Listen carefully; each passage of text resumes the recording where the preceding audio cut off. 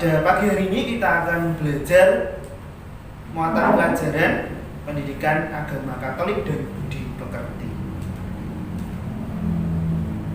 3 keutamaan hidup Kristiani itu ada 3. Antara lain adalah iman, harapan, dan kasih. Inti ajaran Tuhan Yesus Kristus yang paling utama adalah kasih.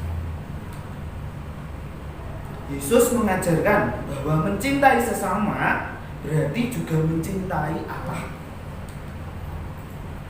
Yesus menekankan pentingnya hidup saling mengasihi antara satu dengan yang lain. Dalam bacaan yang berjudul tentang Santa Elizabeth, kita dapat menemukan beberapa hal, antara lain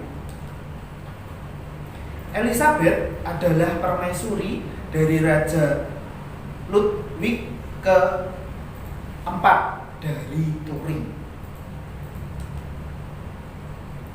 Ratu Elizabeth lebih suka berdoa dan bermain di kebun daripada berpesta dan berdansa. Sikap Ratu Elizabeth adalah dermawan, mau menjalani hidup miskin, rela mengabdi dengan penuh kasih bagi mereka yang miskin dan menderita. Kehadiran Santa Elizabeth sangat dinanti-nantikan oleh para anak-anak, orang sakit, dan orang miskin. Segala tindakan yang dilakukan Elizabeth tidak dibenarkan oleh para bangsawan. Namun tindakan tersebut selalu didukung atau dibenarkan oleh Raja Ludwig dan Raja Andreas. Setelah Raja Ludwig wafat, Elizabeth dan ketiga anaknya diusir dari istana oleh para bangsawan yang membenci Santa Elizabeth tersebut.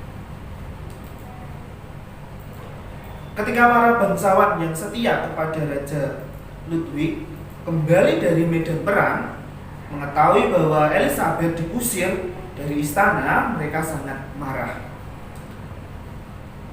Mereka mengirim utusan untuk mencari dan membawa pulang Elizabeth ke istana. Dengan rendah hati, Elizabeth menerima dan akhirnya pulang ke istana. Setelah kembali ke istana dan anak-anaknya mendapat tempat pendidikan yang baik, Elizabeth pindah ke sebuah kota kecil. Di sana ia mendirikan sebuah rumah sakit. Ia bekerja menjadi juru rawat di rumah sakit tersebut. Dengan penuh kasih sayang, Elizabeth merawat orang-orang yang sakit di sana. Pakaian kebesarannya dilepaskan dan berganti dengan jubah biarawati Ordo ketiga Santo Fransiskus Assisi. Sang putri menjadi miskin, mengabdi dengan penuh kasih sayang bagi orang miskin, dan menderita hingga ia meninggal di Marburg, Jerman pada tahun 1231. Kini Gereja Katolik merayakan pesta Santa Elizabeth dari Hungaria setiap tanggal 17 November. Nah, pelajaran kita cukup sekian. Selamat mengerjakan tugas di Google Classroom. Tetap semangat. Tuhan memberkati. Halo anak-anak, selamat pagi. Bertemu kembali dengan Bu Feni.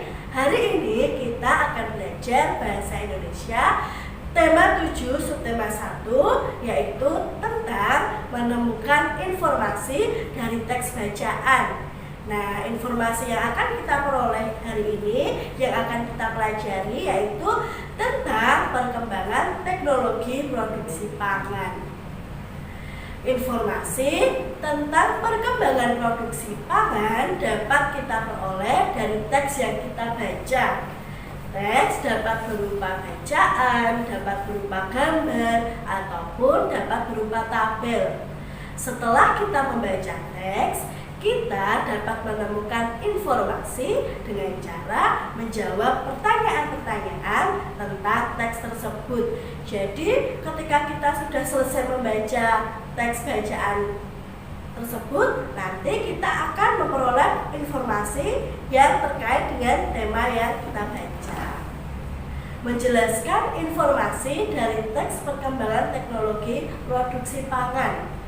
Informasi tentang perkembangan produksi pangan dapat kita peroleh dari teks bacaan. Misalnya, jika kita melihat teks berupa gambar, kita dapat menggali informasi dari hal-hal yang kita ketahui dengan membuat kalimat pertanyaan. Ingat, ketika kita akan membuat kalimat pertanyaan, jangan lupa anak-anak berpedoman dengan 5W1H. Dulu di semester 1 kita pernah belajar. Menemukan kata kunci pada teks tentang perkembangan teknologi pangan. Informasi tentang teknologi produksi pangan di bidang perikanan dapat kita peroleh dari teks.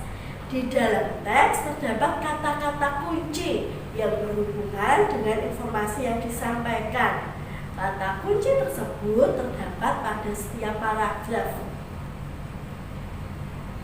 Teks berupa bacaan tentang perkembangan teknologi pangan tersusun atas paragraf-paragraf. Setiap paragraf mengandung kalimat utama dan kalimat pendukung.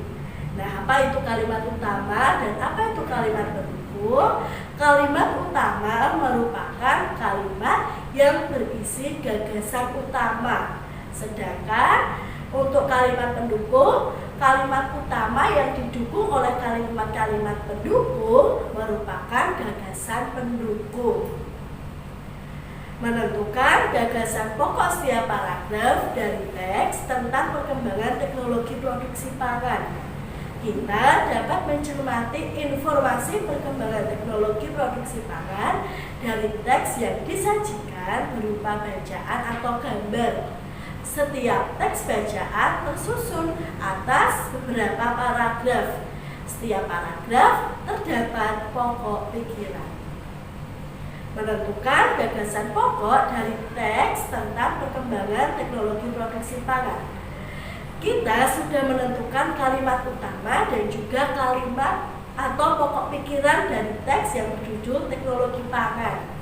Kita lalu dapat menyusun gagasan pokok atau ide pokok dari teks bacaan. Kita juga dapat menyusun ringkasan dari teks yang telah kita baca. Jadi dari teks yang telah kita baca itu kita dapat membuat ringkasan. Nah, ringkasan yang kita buat gunakan gagasan pokok serta gagasan yang ada di kalimat pendukung. Nah, itu untuk materi Bahasa Indonesia hari ini. Selamat mengerjakan tugas di Google Classroom. Tuhan memberkati. Halo anak-anak, jumpa lagi dengan Pak Naryo. Bagaimana kabarnya? Sehat? Oke, hari ini kita akan bersama-sama belajar kembali mata pelajaran SBDP tema 7 subtema 1. Tentang apa? Tentang pola irama. Nah, sekarang kita akan lihat lagu Rotiku karya A.T. Mahmud. Nah, anak-anak suka roti? Nah, ini ada gambar roti ya. Nah, lagunya Rotiku. Diperhatikan, lalu anak-anak nanti bisa menyanyikan. Rotiku persegi 4, kulitnya berwarna coklat, ku tutup rapat-rapat supaya jangan dimakan lalat. Bisa? Oke, kita ulangi lagi. Rotiku persegi 4, kulitnya berwarna coklat, ku tutup rapat-rapat supaya jangan dimakan lalat. Ku tutup rapat-rapat supaya jangan dimakan lalat. Gampang loh, anak-anak bisa menyanyikan sendiri nanti di rumah ya. Oke, anak-anak, pola irama adalah sekelompok bunyi dengan susunan tertentu. Nah, dalam lagu Rotiku tadi memiliki pola irama yang berbeda pada setiap bait lagunya.